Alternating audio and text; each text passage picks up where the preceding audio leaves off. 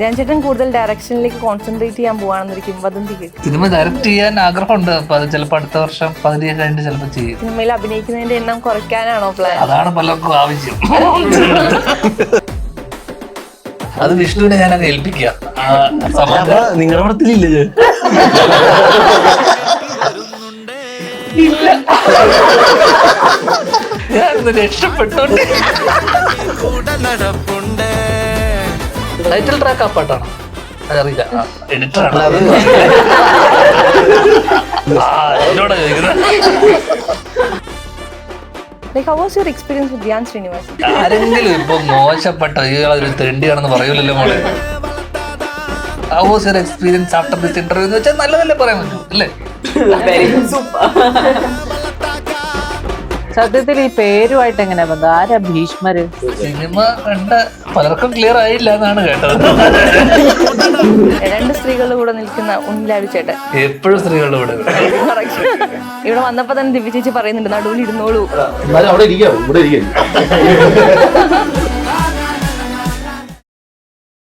നമസ്തേ. അടുത്തതായി തിയേറ്ററുകളിൽ എത്തിയൊരു fun ride തരാനിരിക്കുന്ന ഭീഷ്മർ സിനിമയുടെ വിശേഷങ്ങളുമായിട്ട് എത്തിയിരിക്കുകയാണ്. നമുക്കൊപ്പം ഉള്ളത് ടീം ഭീഷ്മറാണ്. വെൽക്കം ടു ജനം TV. എന്തൊക്കെയാണ് ധ്യാൻ ചേട്ടാ ഭീഷ്മർ സിനിമയുടെ വിശേഷങ്ങൾ? ഞാൻ ആദ്യമായിട്ടാണ് പുള്ളിയുടെ ഒരു സിനിമ ചെയ്യുന്നത്. അത് തന്നെ ഒരു വലിയ സന്തോഷം. വിഷ്ണു സ്ഥിരം വേട്ടമൃഗമാണ് അടുത്ത്.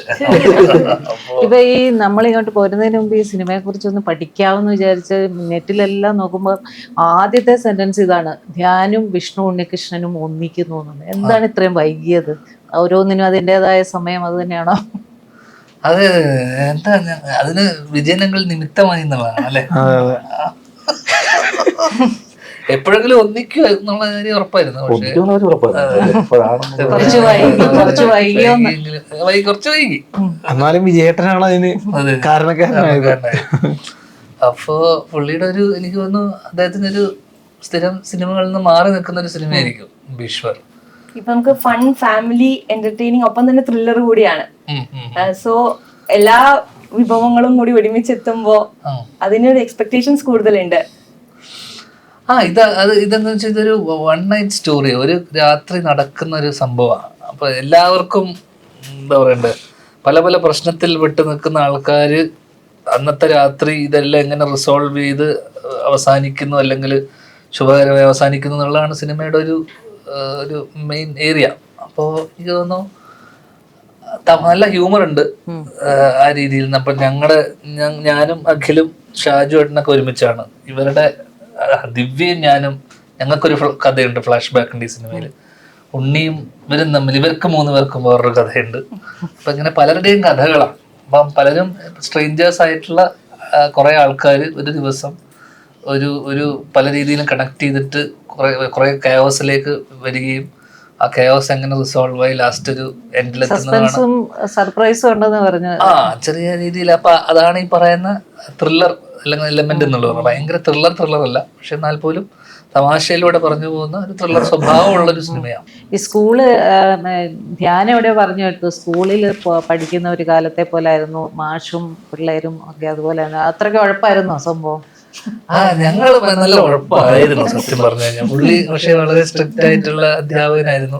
പുള്ളി ഞങ്ങള് ബാക്കിയുള്ള സമയങ്ങളിലൊക്കെ വളരെയധികം ആസ്വദിച്ച് ഞങ്ങൾ വളരെ റിലാക്സ്ഡ് ആയിട്ട് ചെയ്ത സിനിമയാണ്. അപ്പൊ അതുകൊണ്ട് തന്നെ ആ അഭിനയിക്കുന്ന സമയങ്ങളിൽ മാത്രമേ ആ ഡിസിപ്ലിൻ ഉണ്ടായിരുന്നുള്ളൂ. ബാക്കിയുള്ള സമയങ്ങളിലെല്ലാം തന്നെ ഞങ്ങൾ മറ്റേ പൊട്ടിത്തെറിച്ച് നടന്നിരുന്ന. സ്കൂളിലൊക്കെ ഇടയ്ക്ക് ഒരു ഫ്രീ പീരീഡ് കിട്ടിയാൽ കളിക്കാൻ പോകണം പറയില്ലേ, ആ മൂടായിരുന്നു ഫുൾ ടൈം. ഇടയ്ക്ക് ഒന്ന് സാറ് വന്ന് ഷോട്ടിൽ വിളിച്ചിട്ടു, അത്രേ ഉള്ളൂ. വിഷ്ണു ചേട്ടന്റെ രണ്ടാമത്തെ സിനിമയാണ്, കള്ളനും ഭഗവതിക്കും ശേഷമുള്ള സിനിമയാണ് ഈസ്റ്റ് ടു വെസ്റ്റ് വിജയൻ സാറിന്റെ ഒപ്പം. എങ്ങനെയുണ്ട്? ധ്യാൻ ചേട്ടൻ പറഞ്ഞ പോലെ സ്ഥിരമായിട്ടുള്ള ഒരാളാണ്. അങ്ങനെയല്ല, അതിന് മുമ്പ് വേറെ സിനിമ അദ്ദേഹം ചെയ്തിരുന്നു, അതിൽ ഞാനില്ല. അപ്പൊ ഈ കഥ വന്നപ്പോ പുള്ളിക്ക് അങ്ങനെ വിളിക്കാൻ തോന്നിയിട്ടുണ്ടാവും. അപ്പൊ ഈ കഥ നമ്മൾ നേരത്തെ കേട്ട കഥയായിരുന്നു. അൻസാജ് എന്ന് പറഞ്ഞ ഇതിന്റെ റൈറ്റർ. അപ്പൊ അവൻ പണ്ട് എൻ്റെ അടുത്ത് പറഞ്ഞ കഥയാണ്. വിജയേട്ടൻ ഇത് ചെയ്യുന്നു എന്ന് പറയുന്നത് നമുക്ക് ഭയങ്കര ഞെട്ടലായിരുന്നു. കാരണം ഇത് കൂടുതലും നൈറ്റ് ഷൂട്ട് ചെയ്യേണ്ട ഒരു സിനിമയാണ്. ഇത് നല്ല പണിയെടുക്കേണ്ട ഒരു കഥയാണിത്. അപ്പം അത് വിജയേട്ടൻ ഈ പ്രായത്തിൽ അതിനുവേണ്ടി അത്രയും സ്ട്രെയിൻ എടുക്കാൻ പുള്ളി തയ്യാറാവുന്നു എന്ന് പറയുന്നത് തന്നെ ഭയങ്കര സർപ്രൈസിങ് ആയിരുന്നു. പിന്നെ ഞങ്ങൾക്ക് ഒരിക്കലും ഈ പറഞ്ഞ പോലെ നൈറ്റ് ഷൂട്ട് ആണെന്നുള്ളതിന്റെ ഒരു ബുദ്ധിമുട്ടേ ഫീൽ ചെയ്തിട്ടില്ല. എല്ലാവരും അത്രയും ഭയങ്കര ജോവിയലായിട്ടുള്ള സെറ്റായിരുന്നു. എങ്ങനെയുണ്ടായിരുന്നു അഖിലേട്ടാ സെറ്റ്? എങ്ങനെയുണ്ടായിരുന്നു? ധ്യാൻ ചേട്ടൻ, വിഷ്ണു ചേട്ടൻ, എല്ലാവരും, ദിവ്യ ചേച്ചി ആണെങ്കിലും എല്ലാവരും ഇവിടെ വരുമ്പോ തന്നെ ഒരു ഫൺ വൈബിലുള്ള ആളുകളാണ്. സെറ്റ് ഞാൻ ഈ പറഞ്ഞ പോലെ തന്നെ സെറ്റിൽ ഭയങ്കര ഫ്രീഡം ഉണ്ടായിരുന്നു. അതുപോലെ തന്നെ നമുക്ക് ഈ ഒരുപാട് ലൂസ് ടൈമുകൾ കിട്ടുമായിരുന്നു. ആ സമയത്ത് ഈ എല്ലാ ആവശ്യവും എനിക്ക് തോന്നുന്നു അമേറയായിട്ടും ദിവ്യയായിട്ടും നമുക്ക് വലിയ കോമ്പിനേഷൻ ഇല്ല. ബാക്കി ഇപ്പോൾ നമ്മൾ 4 പേരും കോമ്പിനേഷൻ ഉള്ളപ്പോഴും എന്താണ് വിഹന്റെ ക്യാമറ ഭയങ്കര രസമാണ്. അവരുടെ ഭാഗ്യം. വലിയ കോമ്പിനേഷൻ ഇല്ലാത്ത. ധ്യാൻ ആദ്യം പറഞ്ഞത് ധ്യാനിന് ചെറിയ പേടിയുണ്ട്. കാരണം ഈസ്റ്റ് കോസ്റ്റ് വിജയൻ എന്ന് പറഞ്ഞാൽ എല്ലാവരും അറിയുന്ന ആളാണ്, അച്ഛൻ്റെ സുഹൃത്താണ്. അതുകൊണ്ട് എന്തെങ്കിലും പ്രശ്നം ഉണ്ടായാൽ ഉടനെ വീട്ടിൽ വിളിച്ചു പറയും. അങ്ങനെ വല്ലതും ഉണ്ടായോ? അല്ല, പുള്ളി പല മേഖലയിൽ കൈവച്ച് എക്സൽ ചെയ്തൊരു മനുഷ്യനും വളരെ സക്സസ്ഫുൾ ആയിട്ടുള്ള ഒരാളും. പിന്നെ പുള്ളിക്ക് കുറെ കുറെ ചിട്ടവട്ടങ്ങളും പുള്ളി സിനിമ കാരണം എനിക്ക് തോന്നുന്നു കുറച്ച് 6 മാസത്തോളം ഞങ്ങൾ ആദ്യം കേട്ട കഥയിൽ നിന്ന് കുറെ അഡീഷൻസ് വരികയും പുള്ളി സബ്ജക്റ്റിൽ വർക്ക് ചെയ്ത് പുള്ളിയുടെ ഒരു സിനിമയാക്കി മാറ്റി എടുത്തിട്ടുണ്ട്. കുറച്ച് റൊമാൻസും അല്ലെങ്കിൽ പുള്ളി കുറെ അഡീഷൻസ് വന്നിട്ടുണ്ട് ഈ സിനിമയിൽ, അത് നന്നാക്കാൻ വേണ്ടിയിട്ടുള്ള കുറെ കാര്യങ്ങൾ. അപ്പോൾ പുള്ളി കൃത്യമായിട്ടുള്ള ഒരു ധാരണ ഉണ്ടായിരുന്നു. അപ്പൊ നമ്മൾ അതിനിടയിൽ പോയിട്ട് ഇവരൊക്കെ കുറച്ച് സംശയങ്ങൾ ചോദിക്കുമെങ്കിലും ഞാൻ ഒരു സംശയവും വായിച്ചിട്ടില്ല. വിഷ്ണു ആണ് കൂട്ടത്തില് സ്ക്രിപ്റ്റ് വായിച്ച സംശയങ്ങളൊക്കെ ചോദിക്കുന്നത്. പിന്നെ അവനോട് ചോദിച്ചിട്ട് കാര്യമില്ലെന്ന് മനസ്സിലായതിനു ശേഷം പിന്നെ ഞങ്ങൾ ചോദിക്കാറില്ല. അപ്പോ പുള്ളി കൃത്യമായിട്ടുള്ള ഐഡിയ ഉണ്ട് ഇത് ഇങ്ങനെയൊക്കെയാണെന്നുള്ളത്. അപ്പൊ ഞങ്ങൾ വന്ന ഉടനെ തന്നെ എന്താണെന്ന് ഷൂട്ട് ചെയ്യുന്നത്, എന്താണ് പുള്ളിയുടെ മനസ്സിൽ, എന്താണ് ഈ സീൻ കൊണ്ട് പുള്ളി ഉദ്ദേശിക്കുന്നത് മനസ്സിലാക്കി എടുത്തു കഴിഞ്ഞാൽ പിന്നെ എളുപ്പാ.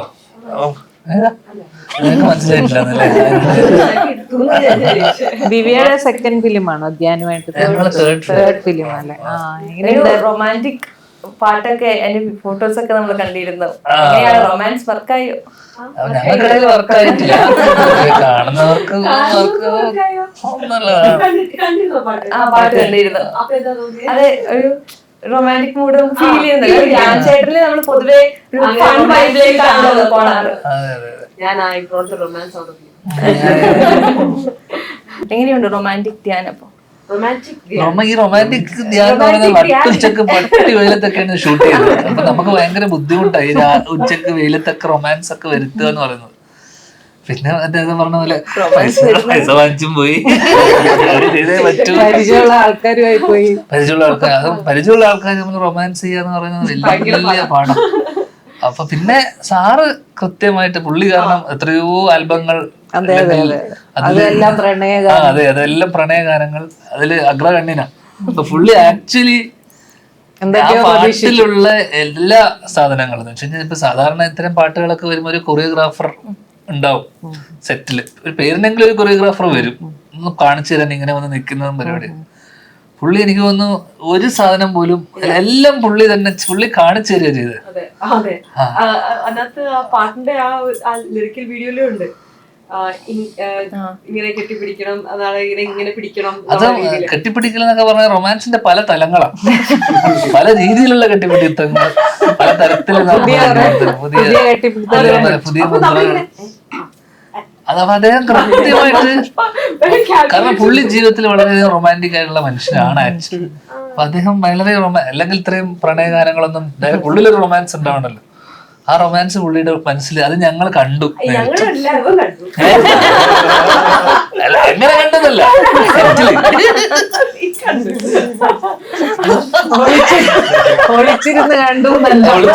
അതല്ല, സെറ്റിൽ പുള്ളി ചെയ്ത് കഴിയുമ്പോ നമുക്ക് മനസ്സിലാവുമല്ലോ പുള്ളിന്റെ ഉള്ളിൽ റൊമാൻസ് ഇല്ലെങ്കിൽ ഇതിങ്ങനെ പുറത്തു വരില്ലല്ലോ. പുള്ളിയുടെ പല മൂവ്മെന്റ്സ് അടക്കം ചില ഷോട്ടുകളിൽ പുള്ളി വന്നിട്ട് ഇവിടുന്ന് ഇങ്ങനെ നടന്നു വന്ന് നമ്മൾ ഇങ്ങനെ കൈ വെച്ച് നമ്മള് ആ ഹഗ്, അല്ലെങ്കിൽ അതൊക്കെ ഭംഗിയില്ലെങ്കിൽ ആക്ച്വലി ഭയങ്കര ഇന്നത്തെ കാലത്ത് ക്രിഞ്ച് എന്നൊക്കെ പറഞ്ഞു പോയാലും ഇത് ഇങ്ങനെയൊക്കെ വേണോ എന്നൊക്കെ നമുക്ക് തോന്നും. പക്ഷെ അങ്ങനെ ആക്ച്വലി ഒന്നും തോന്നിയില്ല എന്നുള്ളത് സത്യം. വിഷ്ണു കണ്ടായിരുന്നു അഭിനയം? ഉണ്ടായിരുന്നില്ല, ഞാൻ സോങ്ങാണ് കണ്ടത്. വേറെ തന്നെ റൊമാൻസ് ഉണ്ട്.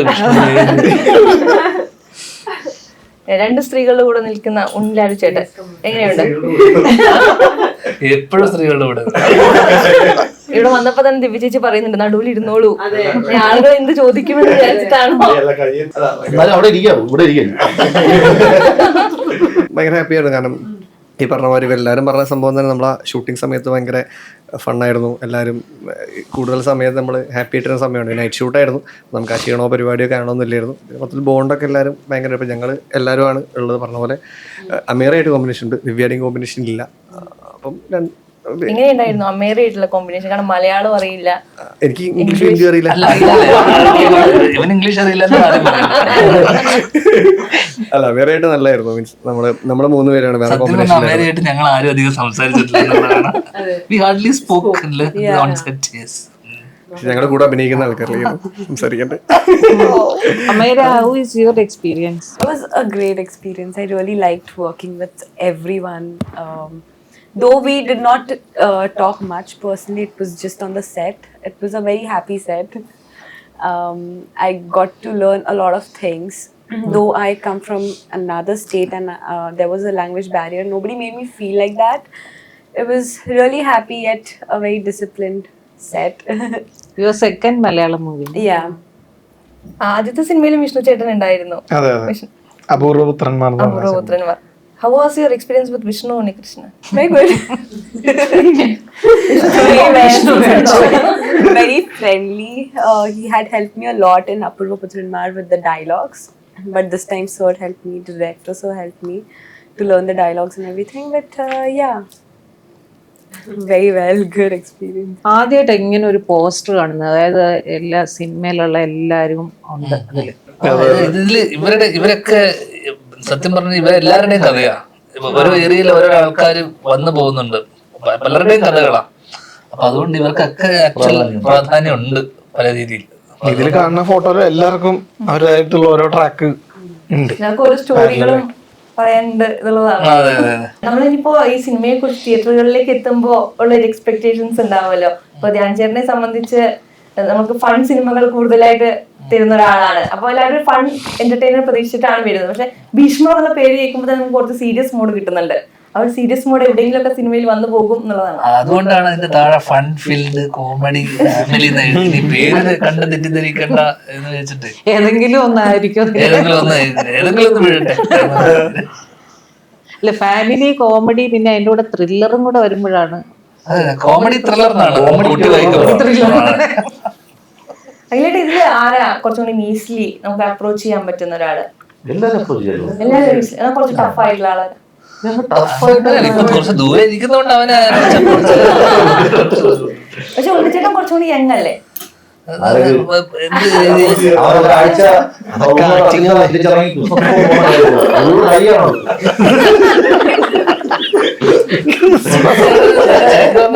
കുട്ടിക്ക് ഉണ്ണിച്ചേട്ടനേക്കാളും മൂത്തതായിരിക്കും പറഞ്ഞു വരുമ്പോ. സോറി, ഞാൻ തിരിച്ചല്ല. സത്യത്തിൽ ഈ പേരുമായിട്ട് എങ്ങനെ ബന്ധം? ആരാ ഭീഷ്മര് ഇതില്? അത് ചോദ്യചിഹ്നമാണത്. ദൃശ്യത്തിന്റെ ക്ലൈമാക്സ് നടക്കണം. സിനിമ കണ്ടു കഴിഞ്ഞാൽ ക്ലിയർ ആകുമോ? സിനിമ കണ്ട പലർക്കും ക്ലിയർ ആയില്ല എന്നാണ് കേട്ടത്. അല്ല, ക്ലിയർ ആരും കണ്ടിട്ടില്ല സിനിമ. ഞാൻ കണ്ടിരുന്നു, കണ്ടു.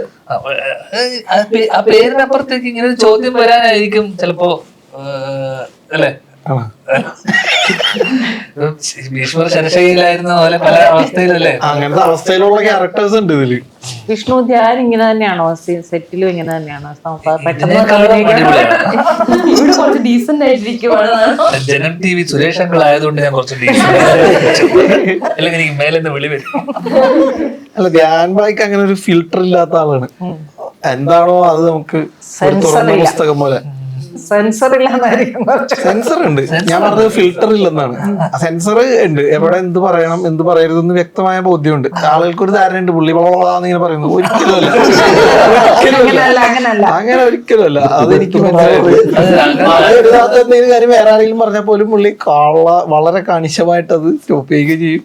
പുള്ളിയും പറയൂല വേറൊരാളെയാ. നിങ്ങളുടെ പാട്ടൊക്കെ പാടി ഞങ്ങള് എന്തും ചെയ്യുന്ന ഒരു അവസ്ഥയിലാണ്. പാട്ടിന് രണ്ടുപേരി ആയാലോ എന്നാ ഉണ്ടായാലോ. പാട്ട് എന്താ പ്രശ്നം എന്ന് വെച്ച് കഴിഞ്ഞാൽ ഈ സ്റ്റുഡിയോയിൽ നമ്മൾ പലപ്പോഴും പാടുമ്പോ അന്നത്തെ ദിവസം ഞാൻ മറ്റേ കഴിഞ്ഞ ദിവസം ലോഡി ലോഞ്ച് നമ്മള് പാടുമ്പോ തന്നെ ഇത് ശരിയാവുന്നില്ല. പിന്നെ ഇത് ഓട്ടോ കുട്ടിയും മറ്റേ പ്രോഗ്രാമൊക്കെ ഇട്ടിട്ട് നന്നാക്കി എടുക്കുകയാണ്. അപ്പോഴേ സത്യം പറഞ്ഞു കഴിഞ്ഞാൽ ഇത് ഹെഡ്ഫോൺസ് ഒക്കെ വെച്ചിട്ട് ഇത് ഞാൻ പാടുന്ന വിഷ്ണു സൈഡിൽ നിന്ന് ഷൂട്ട് ചെയ്ത് എനിക്ക് അയച്ചു തന്നത് ഞാൻ നല്ല ദിവസം പറയാൻ ചെയ്തു കഴിഞ്ഞ ദിവസം. അത് ഞാൻ അലാമായിട്ട് വെച്ചിരിക്കും ഉണരാൻ വേണ്ടിട്ട്. അപ്പൊ ഇത് ഒരു ഗിമ്മിക്കാ ആൾക്കാർ. കാരണം ഞാൻ കഴിഞ്ഞ ദിവസത്തെ ഒരു ഇന്റർവ്യൂലും പറഞ്ഞു ഇങ്ങനെ ഏതെങ്കിലും ഒരു സിനിമ നടൻ അല്ലെങ്കിൽ സിനിമയിൽ പാടുന്ന നടന്മാർ ആരും തന്നെ സ്റ്റേജിൽ പാടുന്നത് കുറവായിരിക്കും. അവര് പാടിയ പാട്ടുകൾ ആരും ധൈര്യപ്പെടില്ല. ആ ധൈര്യം ഞങ്ങൾക്ക് വന്നിട്ടില്ല. എനിക്കൊന്ന് വിഷ്ണുവിനെ ചിലപ്പോ ആ ധൈര്യം ഉണ്ടെങ്കിൽ എനിക്കില്ല. ചേട്ടന്റെ പാട്ടും കൂടി ഉണ്ടല്ലോ സിനിമയിലെ, കോമ്പറ്റീഷൻ ഉണ്ടോ? ഇല്ല, അത് എനിക്ക് തോന്നുന്നു അത് കുറച്ചുകൂടെ നല്ല പാട്ടാണ് തോന്നുന്നത് ഞങ്ങളെ പാട്ടിലേക്ക്. അതാ എനിക്ക് ഏറ്റവും ഇഷ്ടപ്പെട്ട പാട്ട് അതാണ്, പിന്നെ ഈ അമ്പലപ്രാവിന്റെ. അത് രണ്ടുപേരും പാടാം.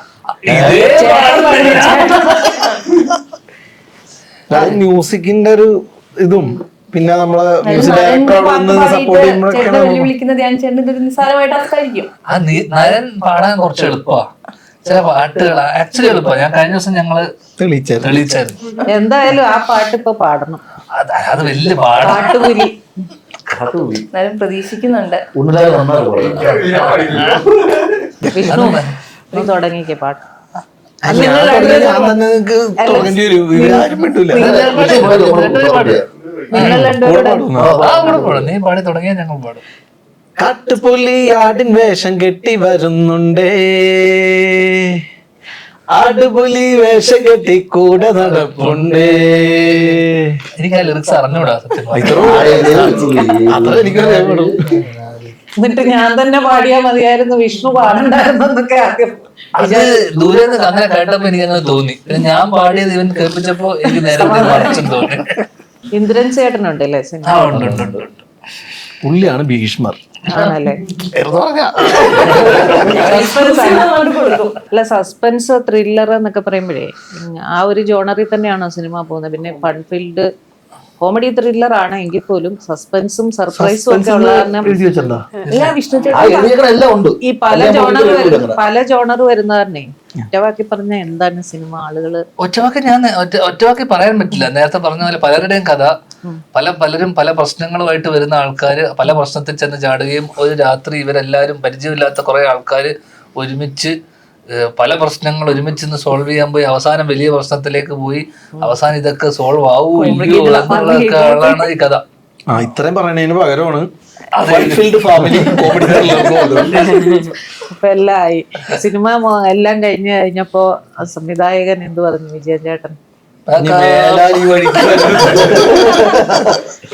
അടുത്ത സിനിമയില് വിജയൻ ചേട്ടൻ വിളിക്കൂ? പിന്നെ തീർച്ചയായിട്ടും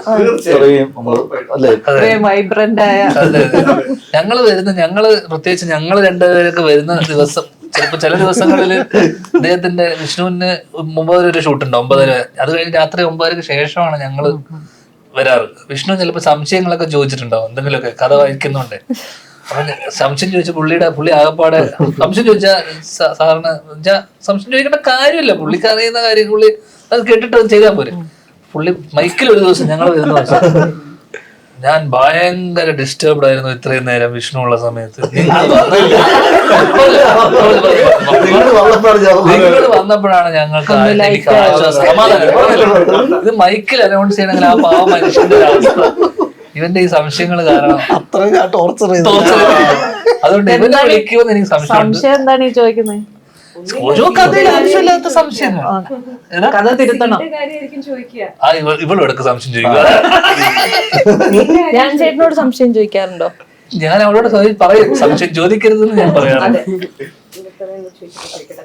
അല്ല, സ്ക്രിപ്റ്റ് വായിക്കാതെ എങ്ങനെയാ അഭിനയിക്കുന്നത്? അത് ഞാൻ ഇത് കഴിഞ്ഞിട്ട് ചേച്ചിനോട് ഞാൻ അത് ഇവിടെ പറഞ്ഞ നമ്മുടെ കമ്പനി സീക്രട്ടാ. ഇപ്പോൾ പുറത്തായി ക്ലാസ് കിട്ടുന്നതിന് മുമ്പായിരുന്നു ഞാനൊക്കെ സംശയം ചോദിച്ചോണ്ട്. അപ്പൊ ഗുരുവചനങ്ങൾ കേട്ടതിന് ശേഷം പറയുന്നത് ചെയ്തേക്കാം. സാറ് പറയുന്നു, അങ്കിൾ പറയുന്നു, ഞങ്ങൾ ചെയ്യുന്നു. അവള് വേറൊരു യൂണിവേഴ്സിലാണ്. അവൻ പറഞ്ഞ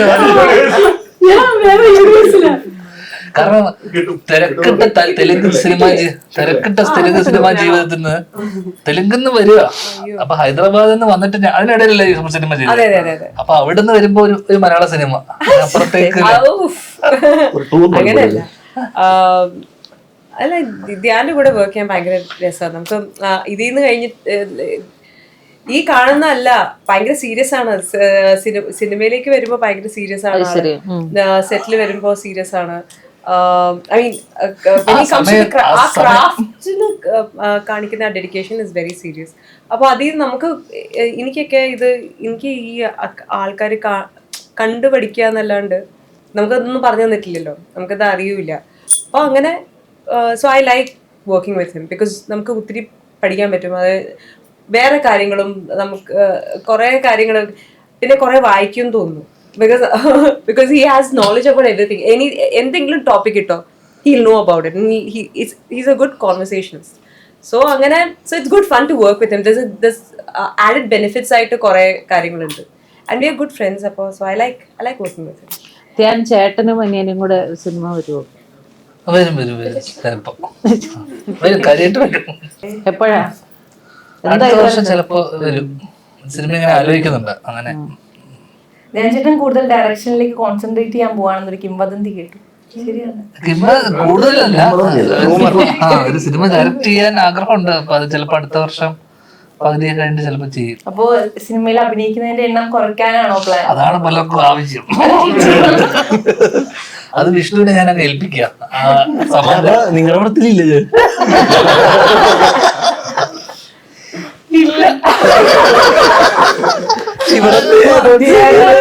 ഞാനൊന്ന് രക്ഷപ്പെട്ടു. ഉണ്ണിലാലുവിനെ ലൊക്കേഷനിൽ വരണം, എല്ലാ ദിവസവും ആയിട്ട് ഇരിക്കണം, പോണം. രസത്തിന് അഭിനയിക്കൊണ്ട് വേണ്ട. അതെന്താ അങ്ങനെ പറഞ്ഞത്? അതിൽ അവരും പറ്റിയ കഥാപാത്രമല്ല, പക്ഷെ അവനെ എല്ലാ ദിവസവും കാണാൻ എനിക്കൊരു രസം പറ്റിയ. അവന് ചെറുതൊന്നും ഇപ്പൊ ചെയ്ത് പിടിക്കുന്നില്ല എന്നുള്ളത്. അങ്ങനെയല്ലേ ഗ്രാഫ് കെട്ടി കൊണ്ടുവരുമെന്ന് നോക്കിയിട്ട്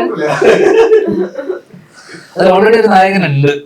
അതിന്റെ മുകളിൽ ഞാൻ സംവിധാനം ചെയ്യുന്ന പടത്തിൽ. അപ്പൊ അതിന്റെ മുകളിൽ ഒരാളെ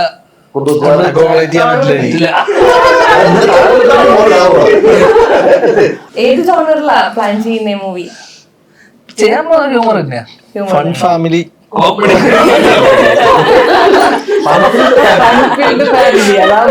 എല്ലാം വരികയും ചെയ്യും. ആരെങ്കിലും ഇവര് ഫാമിലി വന്നില്ലെങ്കിലും ആ ടെൻഷൻ വേണ്ട. അപ്പൊ ഇതും കൂടെ എഴുതി വെച്ചാലേ എല്ലാരും ആക്ച്വലി പറഞ്ഞതൊക്കെ ഈ സിനിമയിലുണ്ട് കേട്ടോ. പിന്നെ വെറുതെ വിജയിക്കണല്ല, എല്ലാം ഉണ്ട്. വിഷ്ണു ചേട്ടനെ പൊതുവെ നമ്മൾ ഒരു പാവമായ നായകനായിട്ടാണ് പൊതുവെ കാണാറുള്ളത് സിനിമയില്. ഈ സിനിമയിലെങ്കിലും കുറച്ച് ദേഷ്യമൊക്കെ ഉള്ള കുറച്ച് റൂഡായിട്ടുള്ള ഒരാളായിട്ട് കാണാൻ സാധിക്കുമോ? അതൊന്ന് കണ്ടു നോക്ക്. അല്ല, ഈ സിനിമയിൽ ഒരു വ്യത്യാസമൊക്കെ ഉണ്ട്. അത്ര പാവമൊന്നുമല്ല. ലൈഫിൽ അങ്ങനെയാണോ? പാവമാണോ? ലൈഫിൽ പാവം പാവമാണ്. ധ്യാൻ ചേട്ടന് തോന്നുന്നുണ്ടോ? ഞാൻ പാവണമെന്നോ? അല്ലല്ല, വിഷ്ണു ചേട്ടൻ പാവം. ധ്യാൻ ചേട്ടൻ പാവം നമുക്ക് അറിയാലോ. പച്ചപ്പാവം.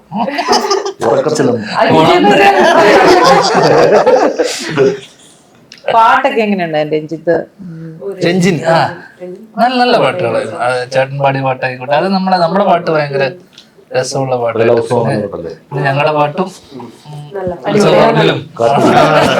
ലോ ക്ലാസിന് അല്ലെങ്കിൽ ലോ ക്ലാസിന്റെ പൾസ് മനസ്സിലാക്കി ചെയ്ത പാട്ട്.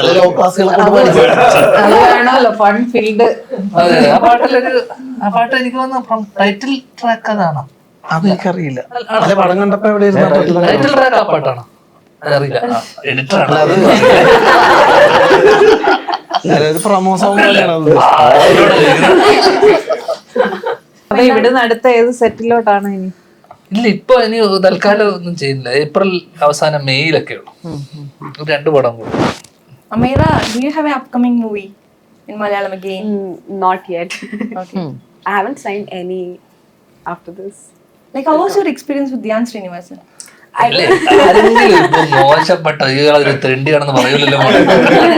എല്ലാവരും പറ്റിയിട്ടും എക്സ്പീരിയൻസ് ആഫ്റ്റർ ദിസ് ഇന്റർവ്യൂ എന്ന് വെച്ചാൽ നല്ലതല്ലേ പറയാൻ പറ്റൂ, അല്ലേ? Good, very good. Very good. Super. Okay, അപ്പൊ എന്തായാലും താങ്ക് യു. Thank you. അടിപൊളിയാക്കാം, ഓ. തിയേറ്ററിൽ വലിയ വിജയം ഉണ്ടാവട്ടെ you. എന്നുള്ളത് തന്നെയാണ്. Thank you. Thank U.